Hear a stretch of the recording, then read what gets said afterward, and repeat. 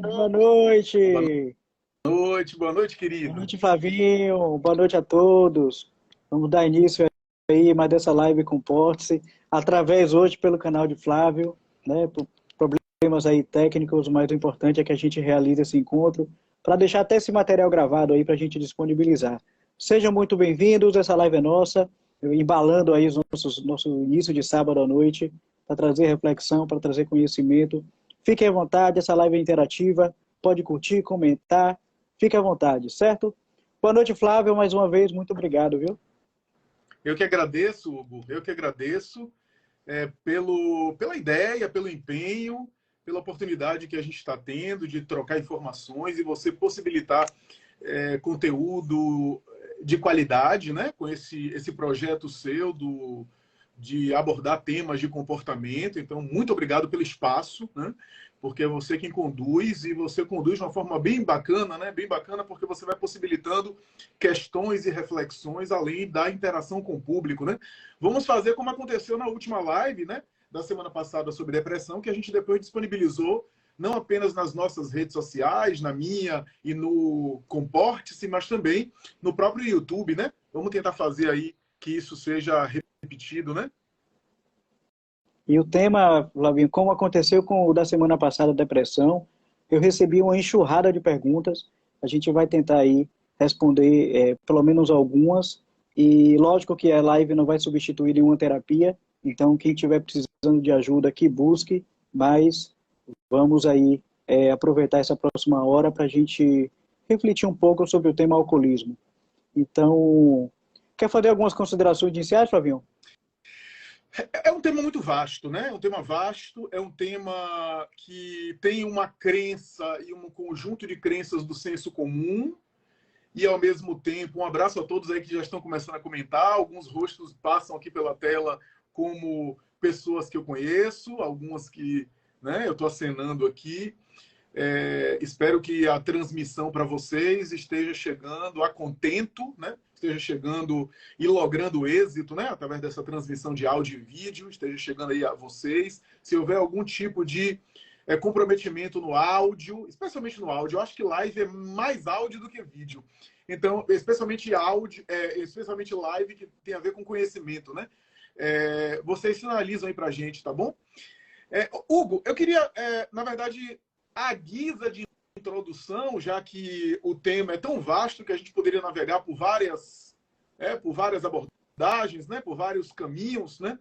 A gente pode dizer que é um tema que envolve estereótipos, envolve crenças, envolve compreensão do senso comum e envolve aquilo que é compreensão dos profissionais de saúde, particularmente de saúde mental. É um tema delicado, é um desafio mesmo para profissionais de saúde, mesmo para aqueles que estão na área lidando com os quadros de alcoolismo. Não são quadros fáceis, não são quadros que são tratáveis apenas por uma via.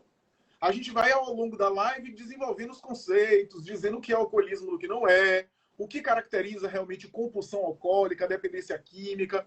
Eu só queria começar, Hugo, dizendo o seguinte: o termo alcoólatra é um termo que tem sido superado ultimamente. Não se usa muito alcoólatra. Os meus amigos da área de psiquiatria e de psicologia que tiverem aí vão ratificar essa informação. Hoje, o portador de alcoolismo é chamado de alcoólico, alcoolista, ou tem um nome até um pouco mais sofisticado, que é etilista, né? Etilista de etílico, né? Álcool etílico, etilista, né? A ideia é que a linguagem pode reforçar preconceito, a linguagem pode reproduzir estereótipos, e a linguagem pode, de alguma forma, reproduzir também crenças equivocadas acerca da temática, né?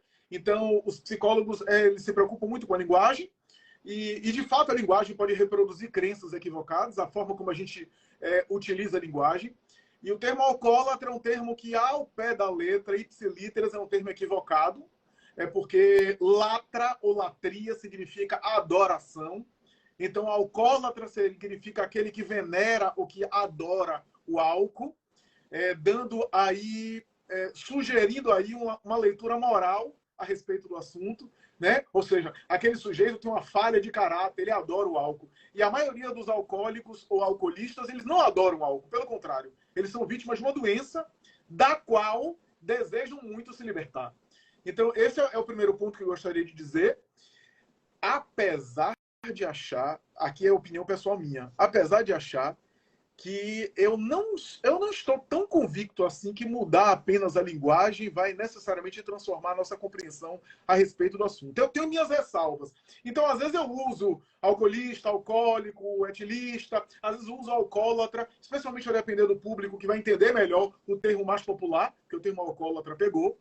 Mas a depender da situação, a gente reforça, é claro, aquela linguagem que é considerada mais adequada, considerada... que sugere uma apropriação mais específica, mais precisa a respeito do tema. Então a gente usa alcoolista ou alcoólico e não alcoólatra. Mas repito, eu não estou convicto de que mudando a linguagem só a gente compreende, até porque há pessoas que são vítimas da doença essa é uma das razões para mudar o termo, porque alcoólatra sugeriria vício, né? E alcoólico ou alcoolista está mais associado à doença, à patologia. Eu, pessoalmente, não acho que só mudando o termo, até porque pessoas há que se identificam com o termo alcoólatra, mesmo sendo portadores e usuários. Mas, se for para ser a rigor respeitoso e seguindo aí as práticas atuais, a gente preferiria chamar alcoólico ou alcoolista, né? Eu digo isso porque, enfim, eu acho que o problema existe, independente do título que a gente dê a ele, né? E a gente não vai ficar se importando mais com o título do que com o conteúdo, né? Mas é uma doença, é considerada doença. Uma doença que tem um caráter genético, já está mais que evidente que tem um componente genético, ou seja, se você é filho de um alcoolista ou alcoólico, você tem uma chance muito maior de desenvolver a doença. Não quer dizer que vai desenvolver, né? Mas há evidências, ou pelo menos há elementos genéticos muito fortes que reforçam essa tese.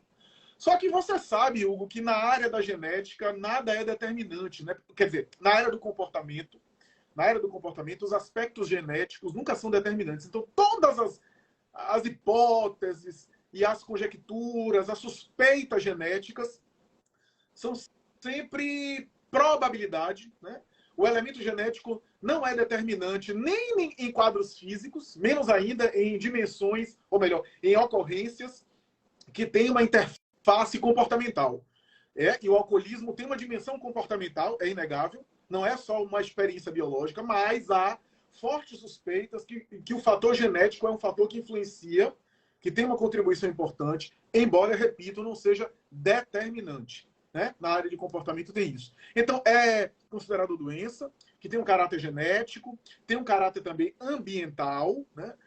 Do estímulo, da história de vida do sujeito, dos estímulos aos quais ele se submeteu. Tem um caráter subjetivo, a depender da formação subjetiva dele, ele é mais ou menos tolerante, mais ou menos resiliente em relação a algumas ocorrências, e ele reage a algumas ocorrências de maneira disfuncional, e uma das formas de reagir de maneira disfuncional é através do desenvolvimento de alguma compulsão. Então eu posso, quando estou mal, compensar aquele mal-estar na compra, que é uma experiência de prazer também, na comida, a gratificação oral é uma das gratificações mais básicas que a gente tem, né? E por isso o apelo da comida. E também, no caso da bebida, no sexo, eu posso reagir através de condutas arriscadas e até condutas disfuncionais do ponto de vista sexual que causam prejuízo a mim e que não estão compatíveis com aquilo com o qual eu me identifico. Eu não vou falar muito de sexualidade, porque a gente vai ter uma live sobre sexualidade e o tema sexualidade é bem complexo, porque também não há um consenso sobre isso, mas enfim, eu posso reagir numa conduta compulsiva sexual ou qualquer tipo de compulsão, né? E a bebida alcoólica é um apelo também, um apelo interessante, porque não podemos negar que é um apelo que produz prazer, embora todo o malefício, todo o prejuízo que pode causar, especialmente no padrão aí do alcoolismo. Então, portanto, a doença que tem um caráter ambiental, um caráter subjetivo, um caráter genético. Ou seja, o subjetivo tem a ver com os gatilhos que o sujeito tem, a depender do nível de resiliência que ele tem em relação a lidar com os problemas e não apelar para a compulsão alcoólica. E tem a questão da iniciação. A questão da iniciação é muito importante, que tem a ver, e a gente vai falar isso mais para frente, a iniciação de menores de idade. Há uma probabilidade muito maior dos indivíduos se tornarem alcoólicos quando começam a beber menor de idade, criança ou adolescente. Se você pegar a história de vida da maioria dos alcoólicos, eles começaram a ingerir álcool, e álcool em grandes doses, a partir de 12, 13, 14 anos. Né? O que assim, tem estudos claros com maconha e com álcool, duas substâncias depressoras, né? Duas substâncias que deprimem o sistema nervoso central. A gente pode abordar isso mais na frente. Estudos claros de que alguns transtornos mentais importantes podem surgir com pessoas que começam a apelar para o álcool em fase de idade muito nova, muito jovem. Porque as sinapses estão se formando, o sistema nervoso central está ainda se estruturando, então há uma probabilidade multiplicada de desenvolver, por exemplo, esquizofrenia e outros transtornos da mente, quando o indivíduo começa a beber cedo. Além do que, repito, boa parte dos alcoólicos começaram, se você pegar a história de vida, começaram cedo. Então, essa é, digamos assim, a minha introdução. Eu poderia dizer que há 3 fases da ingestão da bebida, se você quiser aqui colocar. Uma primeira fase, que é uma fase do relaxamento, que é aquela primeira e segunda dose que o álcool produz. É uma fase que coloca o álcool à semelhança do que acontece com os ansiolíticos. Então, o indivíduo toma 1 ou 2 doses e ele rebaixa um pouco a ansiedade, ele diminui a tensão, ele relaxa mesmo. Essa é a fase inicial. Muita gente, a maioria das pessoas não ficam nessa fase. E aí passa para uma segunda fase, quando ele começa a beber mais, dá continuidade à bebida, e aí entra na fase da euforia e da desinibição. Então, aqueles comportamentos que a gente tem uma censura, que a gente às vezes controla, que a gente gerencia, esses comportamentos a gente não tem mais a censura, né? Que é quase sempre ali as regiões subcorticais, os lobos frontais do cérebro, são suprimidos essas funções, e o indivíduo coloca para fora aquilo que ele muitas vezes está ali retroalimentando no seu dia a dia, aqueles conteúdos, etc. Então ele fica desinibido, a depender da pessoa fica hipersexualizada, a depender da pessoa fica eufórica, fica alegre, fica exaltada, a depender da pessoa ela chora, ela verbaliza sentimentos de rejeição, etc. E a terceira fase, que é a fase do coma. Quando eu falo do coma, não se assustem, não. É a fase que a pessoa começa a sentir muito sono, e claro, em doses hiper altas, a pessoa pode realmente evoluir para o coma. Engraçado que o álcool é uma das poucas substâncias dessas que realmente pode produzir um coma, né? Em doses muito altas, né? Então, uma coisa importante que eu gostaria de dizer, Hugo, é que a linha que demarca uma bebida social e consciente, isso é verdade, tem uma bebida consciente. É isso que eu ia perguntar agora, porque tem muito alcoólatra que diz que bebe socialmente. E aí, né, assim, até a jogada mesmo de psicológica aí para tentar aliviar a consciência. E aí, assim, qual é esse limite, né, de quem está assistindo, por exemplo, se tem dá para perceber se já está no nível mais por vício, mas se está no socialmente mesmo ainda e tal. Pois esse limite não é claro, essa linha demarcatória não é clara, é difícil para definir mesmo para os estudiosos. É difícil, mas existe uma bebida consciente, sim. Existe uma forma de... existe a possibilidade de ter uma relação com a bebida alcoólica de maneira moderada, um consumo que não vai trazer grandes prejuízos. Hugo, a verdade é que a grande maioria das pessoas, isso é uma coisa importante, a grande maioria das pessoas bebem, quer dizer, eu estou dizendo aquelas pessoas que bebem, que fazem consumo de álcool, a grande maioria consome de uma maneira funcional, de uma maneira tranquila e não tem grandes problemas. A grande maioria das pessoas é isso. O alcoólico ou alcoolista, ele acha, na cabeça dele, quase sempre, que todo mundo passa os porres que ele passa. Que todo mundo dá os PTs, como diz. PT, perda total. Todo mundo dá os PTs que ele dá. Na visão dele, ele acha que todo mundo faz aquilo. Né? Então, e que é normal. Né? Então, ele não se acha diferente. É um mecanismo de negação. Mas a verdade é que, grande maioria, alguns autores chegam a dizer que 90% das pessoas têm uma relação de consumo moderado, equilibrado, consciente, bebem, não dão vexame, não passam mal, não saem por aí brigando com ninguém, não ficam embriagados, vomitando, não ficam parecendo aqueles vampiros daquelas séries, né? Não, são sujeitos que bebem de maneira moderada, ficam ok, vão para casa. Então, isso é uma relação que os estudiosos, os autores apontam. Existe essa possibilidade, existe essa prática, né? 10%, no entanto, das pessoas que fazem consumo de álcool fazem consumo de álcool disfuncional. E aí que está o problema. Um dos sintomas do alcoolismo, Hugo, é negar. Então, quando você está falando de o alcoólico, o alcoolista, ele tende a dizer que bebe socialmente, ele tende... Mas quando ele vai ver a história dele, ele sempre está dando PT, ele sempre está dando vexame, ele sempre está de porre, ele se programa em um dia, eu vou para essa festa hoje, agora vamos fazer um combinado. Eu passei mal da última vez, dessa vez eu vou para a festa e não vou fazer diferente. Eu vou, sei lá, eu vou estabelecer um número de doses. Ou eu vou chegar nessa festa e eu só vou ficar na cerveja. Ou eu vou nessa festa e só vou ficar no vinho. Eu não vou misturar destilado com fermentado. Eu vou tentar... E na hora do vamos ver, não acontece isso. Na hora do vamos ver, ele mistura, ele passa do ponto, ele não cumpre aquele programa. Quando o indivíduo está nisso, ele tem problemas com álcool. E é só um dos sintomas, eu vou dizer outros.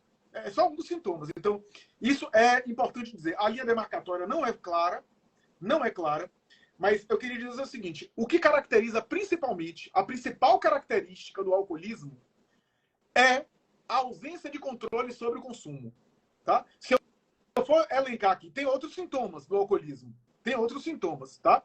Mas se eu for elencar, o sintoma principal do alcoólico é a falta de controle sobre o consumo. Então, meu amigo, o alcoólico pode ficar um mês sem beber. O alcoólico não é aquele que bebe todo dia, não. O alcoólico pode ficar até um mês sem beber. Passa 6 meses sem beber. Mas o dia que ele resolve beber, ele vai para casa da mãe, comer aquela macarronada, e a macarronada é harmonizada gastronomicamente com uma taça de vinho. Quando ele começa, ele não para numa taça. Ele não tem controle sobre o consumo dele. O que caracteriza, basicamente, o alcoolista, ou alcoólico, ou etilista, né, para quem preferir, é essa falta de controle sobre o consumo. O sonho dele é ele ter essa macarronada e ficar só numa taça. Ele não fica. Quando ele começa a beber, ele vai em frente e não para. Então, essa é a primeira característica. Tem uma outra, que é vontade incontrolável. Ele tem uma vontade incontrolável, ele não para. Tá? Ele tem, é difícil ele controlar. Tá? É como qualquer compulsão. Compulsão por sexo, assim. Compulsão por pornografia, assim. Compulsão por comida, assim. Né? E, apesar dos danos que vem causando a ele, do mal-estar e dos porres que ele vem experimentando, ainda assim, ele continua persistindo na questão. Ele continua dizendo, não, é uma questão de controle, dessa vez. Só que ele estabelece um programa que dessa vez eu vou ficar só em, sei lá, uma taça, dessa vez eu vou ficar só em 2 dosezinhas de long neck, sei lá. Só que ele não para ali. Então, eu preciso esclarecer. 90% das pessoas têm relação ok, tem relação funcional, pelo menos é isso que os estudiosos apontam. A OMS sugere que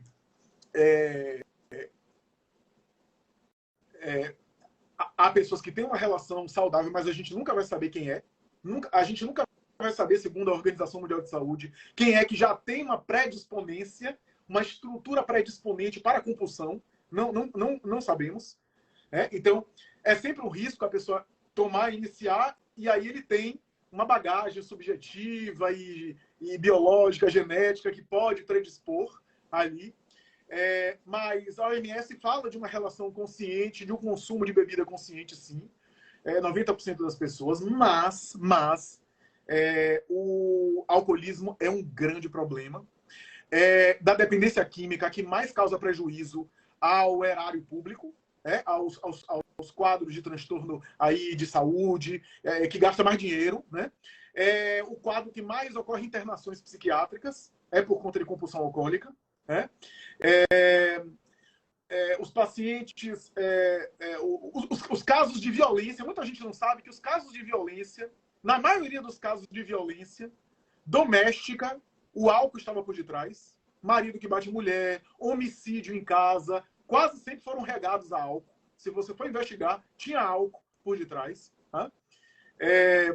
Aqueles que bebem consciente, aqueles que têm uma relação com a bebida moderada, eu costumo dizer, se você está triste, se você está mal, se você está com problema, buscar a bebida para... Eu estou triste, eu vou afogar minha mágoa na bebida porque minha namorada deixou, ou porque eu me separei, ou porque eu perdi o emprego, ou porque eu estou triste, eu quero esquecer do problema. Essa coisa de beber para esquecer é um mau sinal. É um pé no alcoolismo. Né?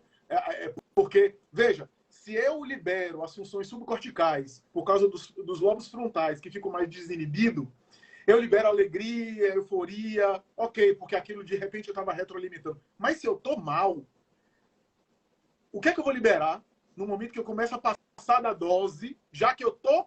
Veja, eu tô numa relação com a bebida que eu quero me alterar. O objetivo de eu consumir o álcool, o objetivo principal é eu me alterar, eu ficar alterado. Aí já há um problema. Quer ver uma coisa interessante que eu vi essa semana, estudando sobre o assunto? A pessoa que tem problema com álcool quase sempre não gosta da bebida. Não gosta do gosto da bebida. A maioria dos alcoólicos, isso não é 100%, tá? Isso não é garantia absoluta, mas a maioria dos alcoólicos não tem uma relação de que gosta do sabor da bebida. Bebe na intenção de ficar alterado. A maioria das pessoas que tem uma relação com a bebida de querer apreciar gastronomicamente, quase sempre tem uma relação de controle com a bebida. Uma relação mais funcional. Tá? Isso não é garantia absoluta, mas é um indício, segundo a literatura especializada. Né? Então, tragédias domésticas, homicídios, violência, tragédia de trânsito e assim por diante, muitas vezes alcoolismo, né? Está por detrás. Né? Algumas pessoas não devem beber álcool nunca, que são crianças e adolescentes, pacientes psiquiátricos, quem está tomando medicação psiquiátrica, especialmente tarja azul, não deve ingerir medicações, não deve ingerir álcool. Primeiro, por conta de sobrecarregar mais o fígado, porque o fígado já está processando a medicação.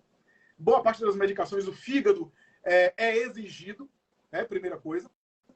E depois que alguns efeitos colaterais são potencializados no caso de usar, por exemplo, a bebida alcoólica.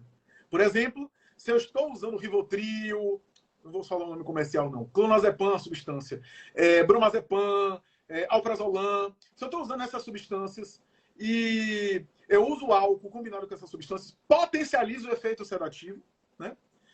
E pode potencializar também os efeitos colaterais. No caso, por exemplo, de alguns antidepressivos duais, de alguns antipsicóticos, como a risperidona, a metilfenidato, Ritalina, que tem muitos efeitos colaterais e que pode piorar se eu combinar com álcool. Então tem essa relação, né? Tem essa associação muito importante que deve evitar. Então, pacientes que estão tomando medicações, crianças e adolescentes, é zero, né? Gente que está mexendo com maquinário de carro, avião, maquinário de qualquer natureza, perigoso, não deve também ingerir. E, por fim, talvez eu esteja esquecendo de alguém aqui. E, por fim, dependentes químicos. Tá? Dependentes químicos. Por quê? Porque, como eu disse, o que caracteriza o alcoolismo é falta de controle sobre o consumo. Tem gente, especialmente nas culturas do Mediterrâneo, você vai olhar, por exemplo, nas culturas dos países do Mediterrâneo, onde a dieta mediterrânea envolve frutos do mar, muitos legumes e uma taça de vinho, que segundo alguns dizem que é a alimentação mais saudável, Não está claro que a alimentação mais saudável é por causa do vinho, mas existe essa suspeita. Mas pode ser porque as pessoas de lá são moderadas mesmo. Então são moderadas tanto na comida quanto no vinho. Então, mas pode ser que alguns, porque isso é polêmico na medicina, tá? Alguns sugerem que há um tipo de benefício com doses pequenas e outros que não há. Então isso é polêmico, isso divide opiniões. Mas enfim, pode haver algum tipo de benefício, pode haver algum tipo de bem, né, de agregar ali, mas nessas culturas, por exemplo, é comum diariamente, comumente, muitas vezes, nas refeições, como uma experiência gastronômica, acompanhar, por exemplo, algum tipo de taça. De maneira moderada, até porque as pessoas vão trabalhar, inclusive, nesses países frios e etc. Então o sujeito, às vezes, passa a vida inteira assim numa relação ok. O alcoólatra, termo antigo, alcoolista, alcoólico, ele pode passar meses sem beber. Mas, repito, quando ele começa a beber, ele não tem controle. Nesse caso aí,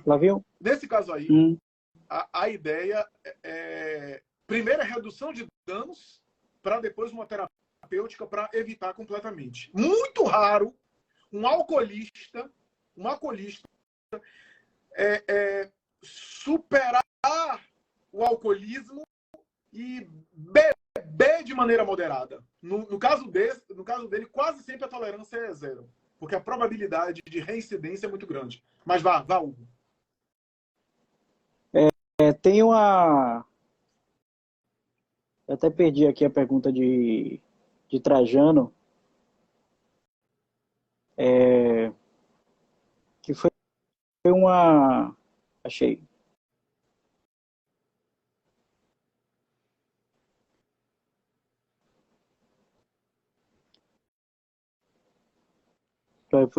Tem um aqui também, enquanto eu acho que é de Trajano, a de Gilza, que ela pergunta: pessoas que começam a apreciar bebidas alcoólicas depois dos 20 anos de idade, correm risco de se tornarem dependentes? Correm. Todos nós, em qualquer idade, corremos o risco de desenvolver dependência. Agora, a dependência é sistêmica, né? Não é só um fator, não. Mas é claro, depois dos 20 anos, tem um mecanismo mais protetor. A maioria dos alcoólicos começou, como eu disse, no início da adolescência. E esse fator do cérebro mal formado, não formado, predispõe muito mais. Então, sempre corre, mas é mais difícil. Mais difícil. Há casos da pessoa em idade avançada, por exemplo, ter uma falência financeira, ter um problema emocional, ter uma depressão e tentar compensar a depressão. Muita gente tem sintomas psíquicos e vão para o álcool usando o álcool como remédio psiquiátrico, para relaxar, para dormir. Então, com insônia, usa o álcool para dormir, usa o álcool para ter a euforia do álcool. E aí o metabolismo vai sendo modificado e a pessoa vai, de alguma forma, necessitando de doses maiores, que é o fenômeno da tolerância. Né? Quando o indivíduo quando o indivíduo começa a desenvolver tolerância, também é um risco para o alcoolismo. Mas sim, a partir dos 20 anos, a pessoa pode ter uma relação com o consumo de álcool de maneira equilibrada, de maneira moderada, de uma forma tranquila, né? Ok. Eu, por exemplo, cheguei aos 34 anos de idade, eu não tinha experimentado absolutamente nada. Se você me perguntasse, as pessoas achavam que era até brincadeira ou puritanismo, né? Amigos meus, o gosto da cerveja, por exemplo, eu não sabia. Né? Minha esposa, ela tem a prática de apreciar moderadamente, de ter uma relação com a bebida de maneira tranquila, nunca teve nada demais, nunca se excedeu, mas ela tem essa apreciação gastronômica. E lá por volta dos 34, 35 anos, eu acompanhava ela em alguns momentos, e de vez em quando tomo alguma coisa. Mais para vinho, não gosto de cerveja, ela gosta de cerveja e vinho, mas mais para vinho, possivelmente eu não sou, pelo menos até agora eu não sou alcoólatra, porque fico nessa relação de consumo moderado, mas para apreciar aquele momento ali, de vez em quando, numa relação mais gastronômica, digamos assim. Mas o álcool é sempre um perigo. O álcool é sempre um perigo. E eu acho que a gente tem que estar alerta a isso. Todos os profissionais de saúde mental ficam sempre alertas para isso. Não dá para demonizar, achar, colocar a coisa envolta numa espécie de pecado, porque também não tem resolvido as práticas de leitura moral, de condenação, de proibição.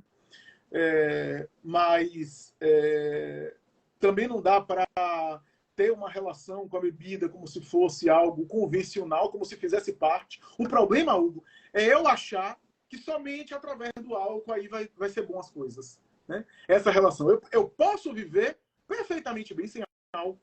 Todos nós podemos viver perfeitamente bem sem álcool. Se tem uma relação de prazer, de apreciação, porque está acompanhando um prato e aquela sugestão, tem até comidas que levam, né? Tem comidas, por exemplo, de frango, de risoto, que são preparadas com algum tipo de bebida para produzir o sabor, né? Que seja, mas que seja essa coisa moderada. Agora, é difícil para um profissional de saúde como eu dizer assim, nunca um profissional de saúde seria correto dizer assim, bebo de maneira moderada para ver o que é que dá, porque eu não sei o que é que vai dar. Precisa ter muito autoconhecimento, precisa saber, precisa ter passado pela juventude, entrado na vida adulta primeiro, né? Para depois ter essa relação Você falou aí, com álcool de uma maneira que, se a pessoa quiser. Agora, sempre tem em mente que existe um risco, né? E ao observar esse risco é necessário recuar. Porque quando o indivíduo começa a... O problema é o seguinte, quando o indivíduo começa a beber altas doses e associar tudo aquilo, o que é que está acontecendo no corpo dele? As endorfinas que produzem prazer, ou melhor, as endorfinas responsáveis pelo prazer e que dão a sensação de prazer, que são produzidas pelo cérebro, que são as mesmas endorfinas que eu produzo numa boa conversa, numa boa leitura, num diálogo interessante, numa live como essa, a gente produz endorfina, mas produz com mais esforço, tá? No álcool, a gente produz a gente incentiva o cérebro a produzir. E o que é que acontece? Se o indivíduo toma demais e fica sempre em altas doses, o corpo fica esperando. Cadê? Cadê o estímulo? Porque eu já não quero produzir, eu já estou preguiçoso. Eu já estou querendo... Eu espero o estímulo para produzir. E aí, quando não vem, eu fico como? Eu fico deprimido. Eu fico com a sensação de que a vida está tão sem graça, sabe? Então, esse cuidado é necessário ter. A relação não pode ser uma relação de dependência. Eu preciso sempre. Só para me alegrar, tem que ter na minha vida. Não, se você tem um consumo, uma relação, como eu disse, eu comecei a experimentar alguma coisa de vinho por conta de incentivo muito da mulher, incentivo muito da esposa, eu digo que a responsabilidade é dela, agora, depois de velho, né?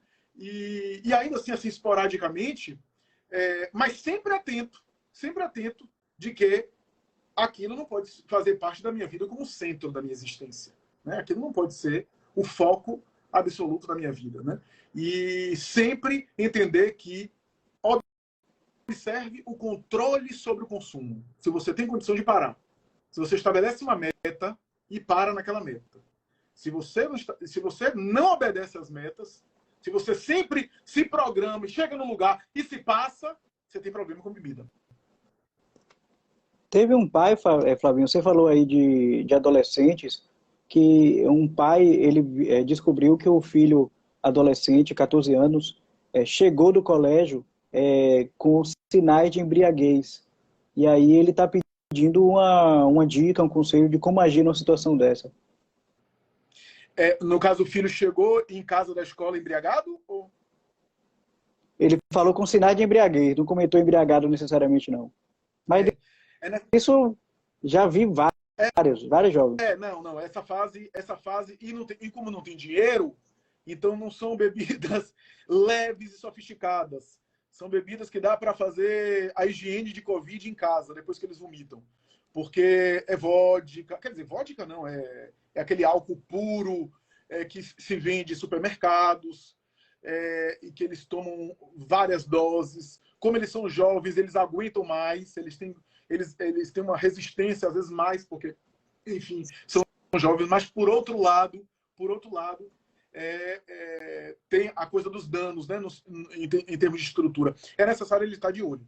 É necessário ele fiscalizar pai e mãe para ser chato mesmo. Se não estiver sendo chato, não está cumprindo a sua função.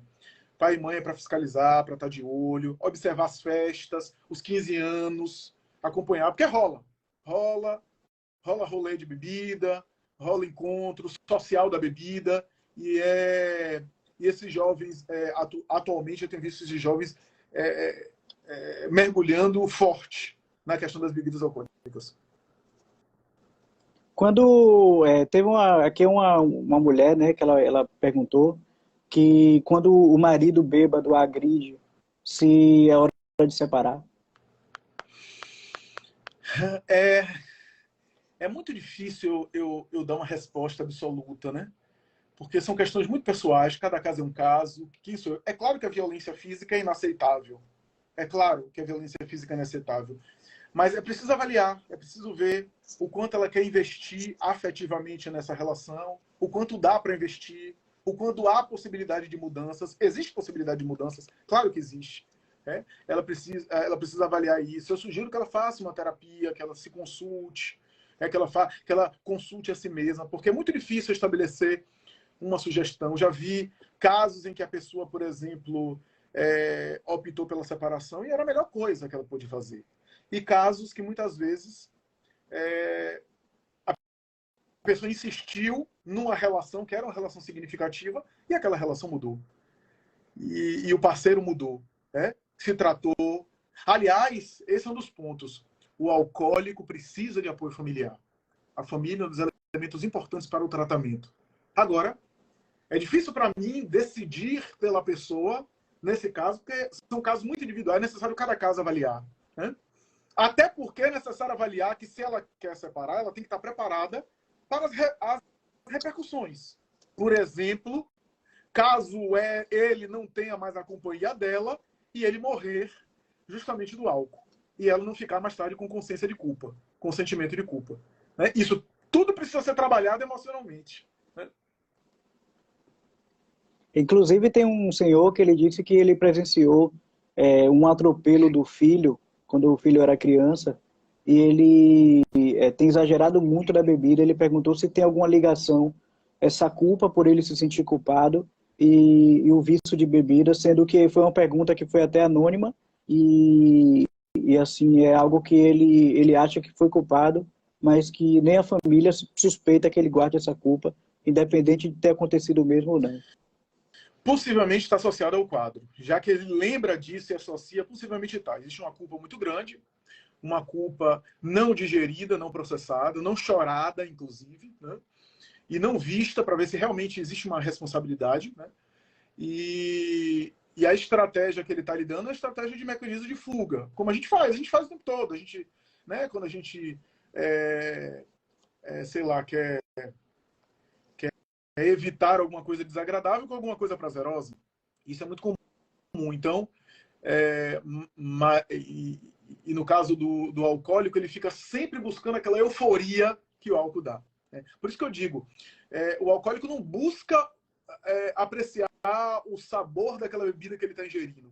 Ele busca uma relação disfuncional com a bebida e o objetivo dele é ficar alterado. Né? E no caso aí, o objetivo é ficar alterado para esquecer o conflito, para esquecer a culpa. Tentar relaxar através do álcool ou tentar induzir-se ao sono através do álcool para, de alguma forma, apagar a consciência, apagar o raciocínio. Não é um caminho interessante, não vai resolver o problema e vai adicionar outros problemas. É necessário fazer um tratamento, buscar ajuda especializada, né? Já é um sintoma de que necessita de ajuda especializada. Para esse pai aí que comentou do filho, você teria assim, alguma dica de passar para os pais para que eles possam estar mais vigilantes e evitar que chegue nesse quadro? Acompanhar, né? Não tem muito segredo, não. Acompanhar, estabelecer convivência próxima, diálogo constante, tá? Não ser ingênuo de acreditar em tudo. Se o filho tem problema com bebida, ele vai mentir. Ele vai mentir. Ele mente. Ele muitas vezes parece insensível, porque ele está sob dependência química. A dependência química é uma doença. A gente não pode ler a dependência química como se fosse que sujeito ruim, que falta de caráter. Não, ele está dependente químico. Né? E eu digo mais. Hoje os estudos dizem, Hugo, que a dependência psicológica é mais problemática. Porque a dependência química, você faz uma desintoxicação, toma medicação, sai do internamento e passa por uma boca de fumo ou por um barzinho e o cheiro faz você voltar. A dependência psicológica, por incrível que pareça, é mais complicada, né? É mais difícil. Porque não é concreto, não é palpável, não é laboratorial, não tem um eixo físico, um eixo biológico, então é mais difícil, né? Então, eu diria acompanhar mais, se fazer presente, até abrir mão de coisas pessoais para estar acompanhando o filho, né? Nessa fase de 13, 14 anos, porque nessa fase a gente ainda tem interferência. Quando o filho chegar aos 20, aos 25, aí você não vai poder mais ficar indo atrás. Aí é um adulto que você vai precisar dialogar e dar responsabilidade a ele. Mas numa fase com 12, 13, 14, 15 anos, ainda dá para impor, ainda dá para chegar junto, para limitar o raio de ação, o quanto antes. Porque a dependência química normalmente se instaura, se estabelece em fases cedo, né? Em fases iniciais. Massa. Teve uma outra esposa, parece que o bicho pegou, viu? Tá pegando nessa pandemia, porque tem uma esposa que ela mandou uma mensagem, ela disse que geralmente o marido dela, quando chega em casa bêbado, suja tudo e tal. Ela disse que tem vontade de, como ela arruma ele todo para deitar e tudo, ele acaba não vendo o estado que ele tá, que ele chega após a bebida. Aí ela pergunta se ela disse que tem vontade de deixar ele acordar lá na sujeira dele para ver se ele se toca. E aí pediu, assim, pergunta se é uma ideia legal. Eu acho que essas estratégias valem a pena, porque a ressaca do embriagado não é só a dor de cabeça, a sensibilidade em relação à luz, a lentidão, a palidez, a desidratação, mas também há uma ressaca moral, há uma espécie de arrependimento, né? Então ele se vê naquela falta de dignidade dele, às vezes é uma estratégia pedagógica de um familiar que ama, né? Ou seja, tem uma intenção de despertar, e não uma intenção de negligenciar. Às vezes é interessante. Mas a verdade é que, o investimento familiar vai mais além do que isso, né? Tem que ter muito amor, tem que ter investimento afetivo, tem que ter insistência. E aqui eu já vou adiantar, Hugo, dizendo o seguinte. Eu vou falar uma coisa, eu não sei quem é da minha área que está aí presente na live, quem são os psicólogos e terapeutas que estão aí na live, e se tem algum psiquiatra. Mas eu vou, falando sobre o tratamento, eu preciso dizer uma coisa. Quem for psicólogo, psiquiatra, estiver na área e quiser se manifestar,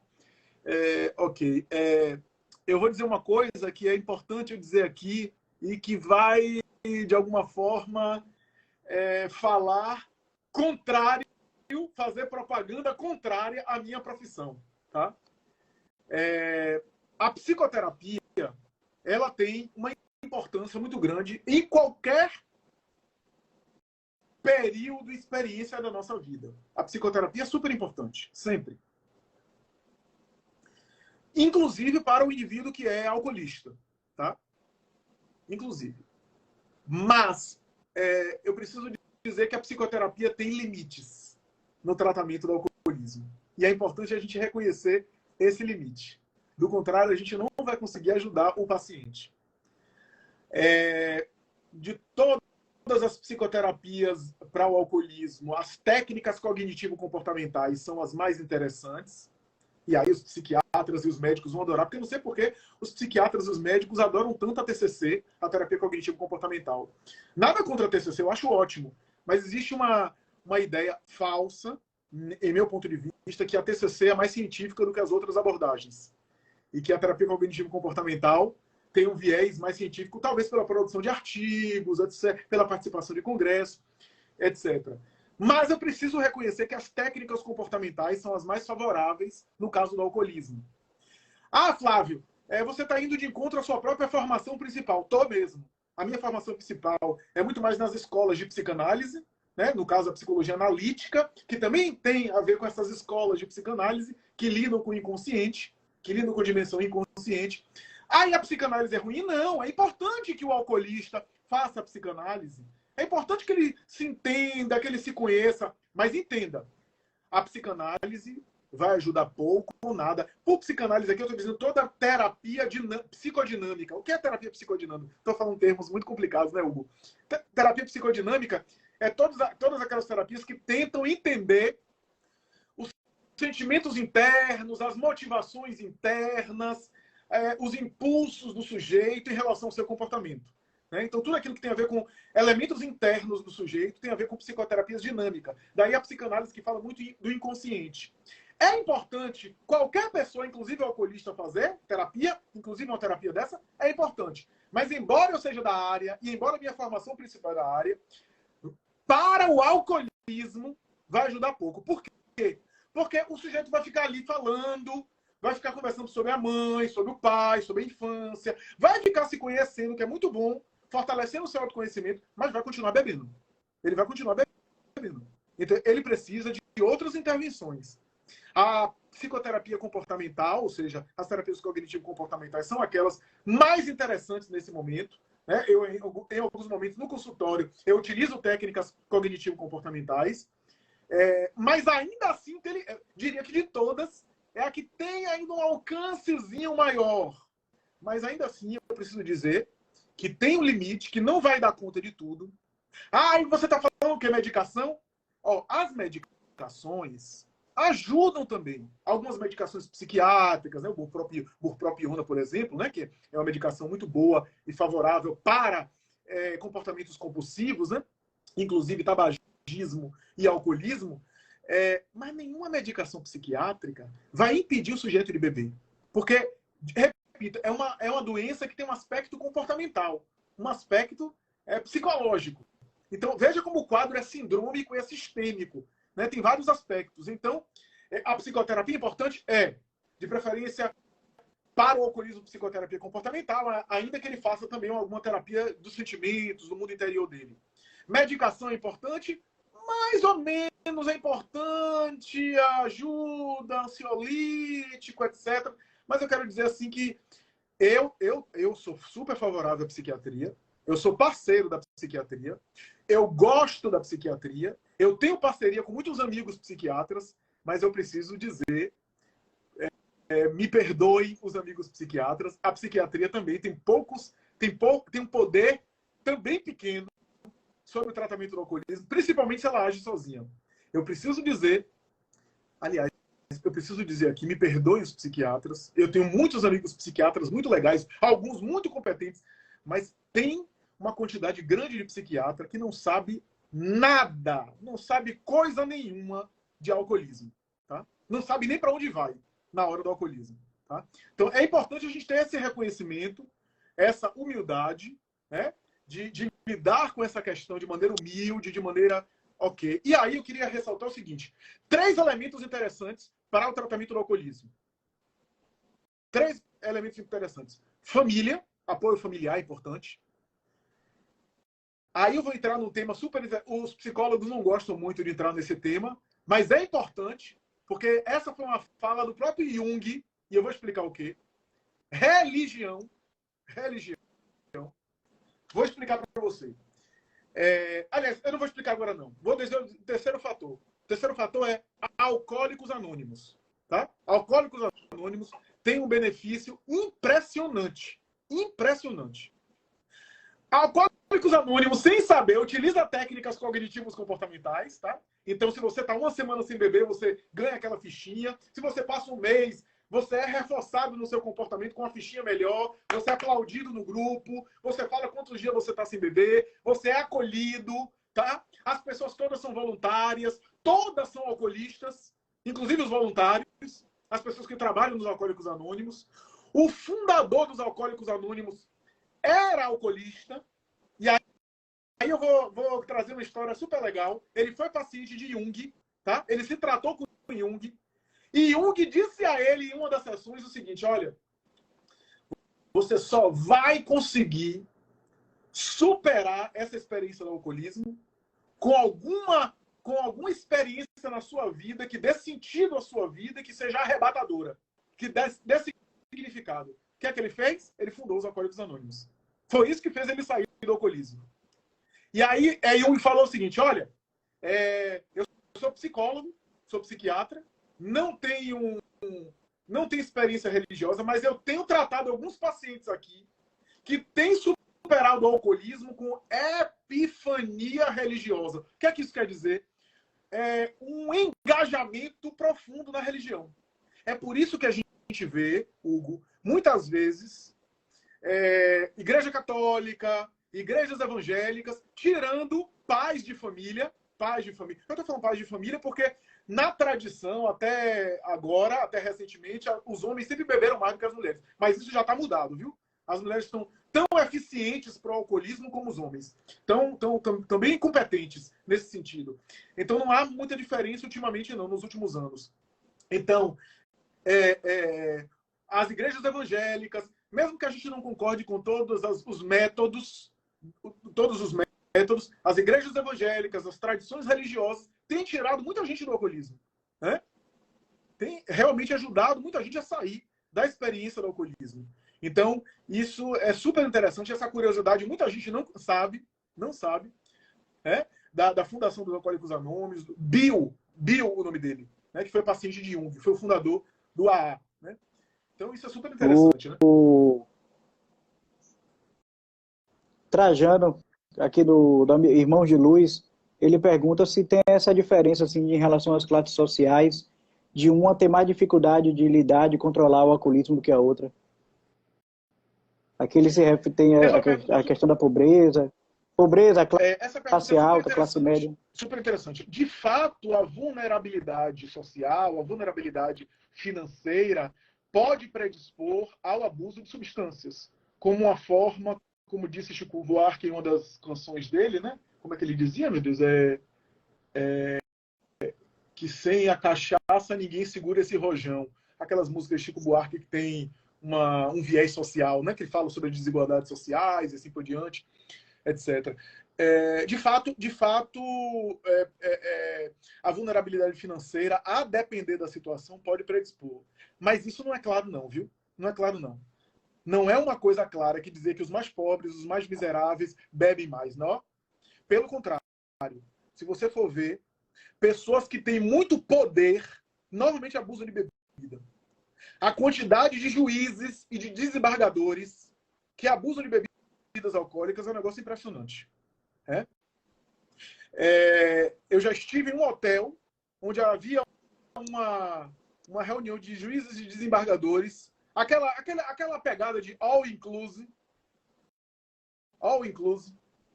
que eu vi a gente beijando o chão, com a garrafa de uísque na mão. Então, eu acho que a gente precisa olhar para isso de outro jeito. Eu acho o seguinte, a vulnerabilidade financeira, a vulnerabilidade social pode predispor ao alcoolismo da seguinte maneira. Se você é pobre, a ponto de não ter o básico, a ponto de você não ter o remédio para comprar na farmácia, a ponto de você não ter comida para dar para os seus filhos, aí você é vulnerável. A encher a cara de uma forma para se desconectar da realidade. Pode acontecer. Agora, se você ganha para pagar o básico, comida, remédio, etc., aí pouco importa se você ganha... pouco importa nesse sentido, da vulnerabilidade para o álcool. Se você ganha 5 mil ou 5 milhões, como o Hugo, que ganha 5 milhões, né? Pouco importa. Pelo contrário, às vezes maior responsabilidade é mais estresse e maior apelo a mecanismos que supostamente podem relaxar o sujeito. Né? Então, eu queria acrescentar uma coisa em relação aos alcoólicos anônimos, super importante, que é o seguinte.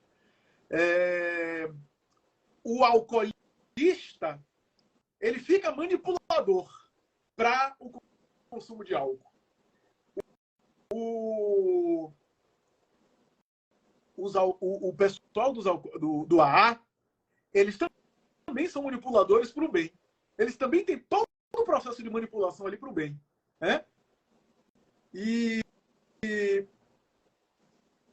é interessante aqui chamar a atenção, Hugo, que assim, os alcoólicos anônimos não têm uma orientação religiosa, no sentido de ser uma religião, mas ele tem aqueles 10 passos dele, né? Tem um passo lá, que é um passo que é de religiosidade, né? Não é de uma religião, de uma orientação específica, mas é de uma religiosidade sem necessariamente vinculação com uma doutrina específica.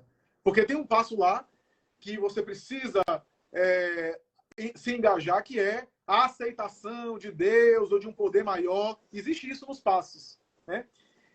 Do ponto de vista psicológico, eu não entraria nesse mérito. Do ponto de vista como psicólogo, eu nem entraria nesse mérito. Eu até diria que aquele passo é desnecessário, só que é desnecessário no sentido de que o psicólogo não trabalha com signos ou símbolos necessariamente transcendentais ou religiosos.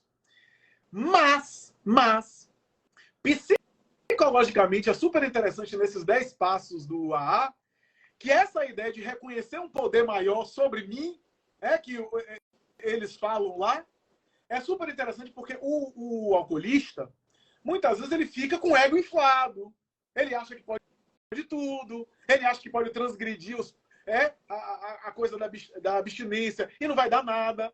Então a ideia de que existe algo maior do que eu, do que o meu nariz, me coloca de uma forma, numa experiência mais modesta, numa experiência mais humilde. Por isso que o lema do só por hoje, né?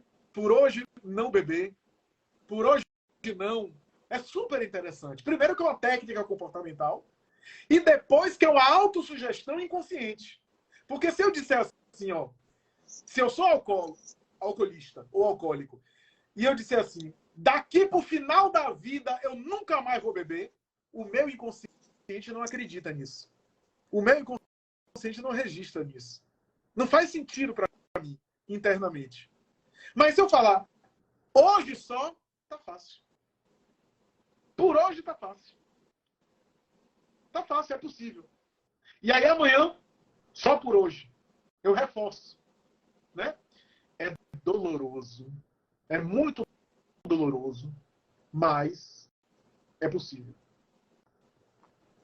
Você falou aí desse juiz, de desembargadores, e que como muitos também bebem muito, você acha que isso como você falou, até de psiquiatra, de médicos também, que é como aquele médico que fala para a pessoa parar de fumar e ele fuma também.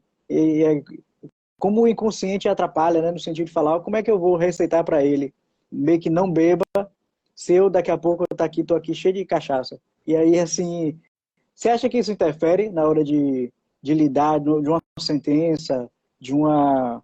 Às vezes até para passar para os filhos, né? Tem pai que tem uma... A gente está vendo aí esse momento da pandemia, que muitos têm um mini freezer, um mini bar dentro de casa e várias outras coisas. E dificilmente vai aconselhar alguém no sentido de falar assim, ó, não beba não, porque se eu bebo. Então, às vezes a consciência dá aquele aperto e aí, na hora de um julgamento, de ter que falar alguma coisa, acaba maneirando, porque sabe que aquilo é para ele também. Tem essa ligação, esse mecanismo aí psicológico? Eu acho que o cuidado que a gente deve ter é de não necessariamente fazer uma leitura moralista, né? Mas, de fato, se existe uma prática de excesso de bebidas alcoólicas em casa, com filhos pequenos que crescem, de embriaguez, de passar mal, de os sujeitos estar sempre de porre, aí é um mau exemplo, e é um exemplo que acaba estimulando, sim. Um exemplo estimulando. Né? Porque é muito mais pelo comportamento visível que a criança vai acompanhar ali. Né? Então, de fato, eu posso, por exemplo, ser mais permissivo em relação ao álcool, porque eu me embriago, de fato. Essa lógica existe. Então, eu preciso ter cuidado nesse sentido. Se eu tenho uma relação consciente com álcool, como eu disse, uma relação moderada, e repito, a relação moderada existe, é sempre um risco, precisa ser olhada com cuidado, né? Mas é possível essa relação moderada, mas ao mesmo tempo é importante, Hugo, que isso não se transforma em uma permissividade para quem não pode, né? Para quem não tem condição. Tem uma expressão que eu acho super interessante, que já ouvi várias vezes, que é o seguinte: como a gente não sabe a bagagem do sujeito, a gente não vai estimular, né? E no caso de pais, menos ainda, quanto mais tarde, melhor, né? Menor de idade é muito mais complicado, pelos motivos que a gente já falou aqui. Mas precisa ter uma abordagem que seja menos moralista e mais consciente, mais de responsabilidade. Porque senão o que é que acontece? Se eu tiver uma postura não permissiva, que não deve ser permissiva, mas uma postura de não diálogo, provavelmente o filho vai beber pelas costas, por detrás. Aí que está o problema, né? Que é muito mais problemático. Então, mas de fato pode existir uma relação. Se a experiência com o álcool é uma experiência disfuncional, por assimilação social, é provável que os filhos internalizem aquilo, né? Flavinho, alguma consideração final? Está chegando o nosso horário. Queria saber do pessoal, aqueles que estão acompanhando desde o início, se gostaram, se acharam interessante, se curtiram.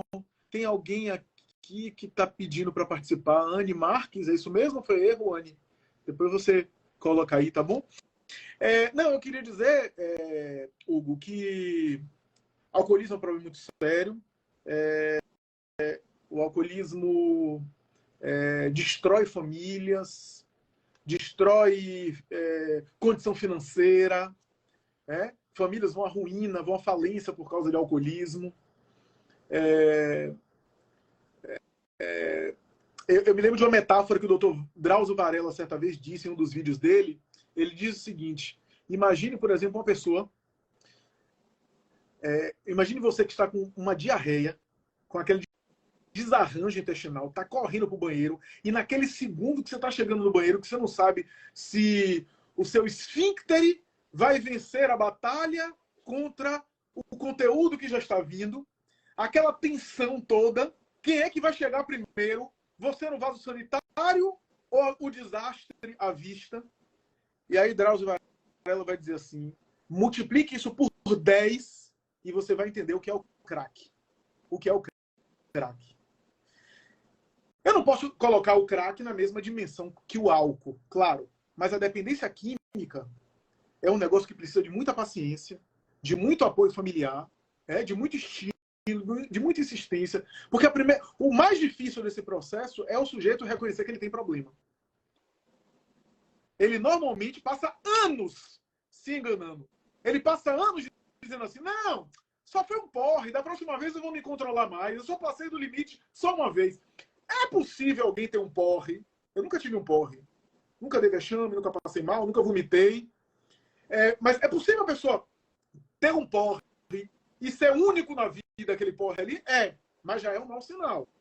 Se você está dando porre direto, se você está indo para os lugares, está dando vexame, como eu falei inicialmente, se você vai para a festa dizendo: hoje eu vou me programar, só ficar em 3 doses, vou me programar, só ficar no vinho, ou só ficar no, sei lá, prosecco, só ficar no champanhe, só vou brindar lá porque é casamento e tomar aquela taça, não vou misturar destilado com fermentado.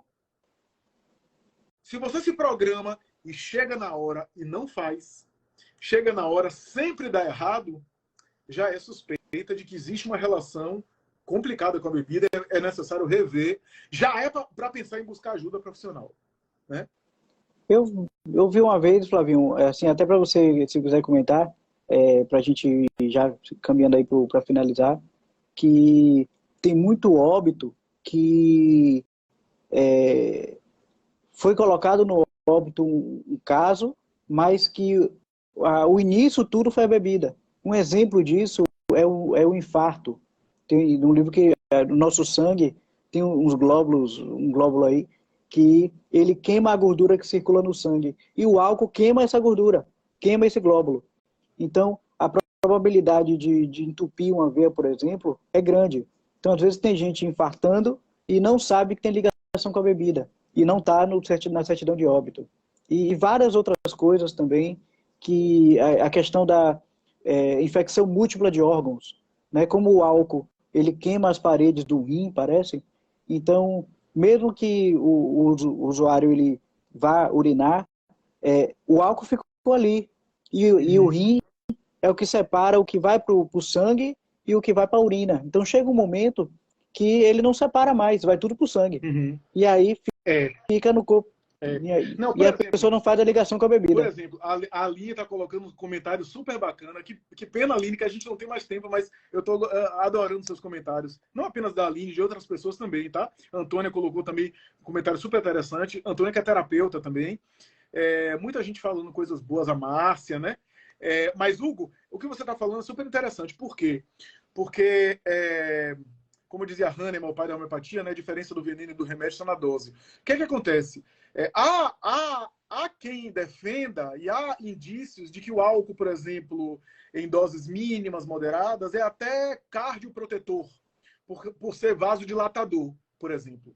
Mas se há excesso, o efeito é contrário, como você está vendo. Tem arritmias, né? Tem alteração do sono, tem alteração da memória, em alta doses, tem efeitos no esôfago e no aparelho digestivo, né? Entre outras coisas aí. Então, de fato, agora, o difícil para os especialistas é chegar num consenso a respeito dessa dose moderada. E como o tema é alcoolismo, para o alcoolista não existe dose moderada.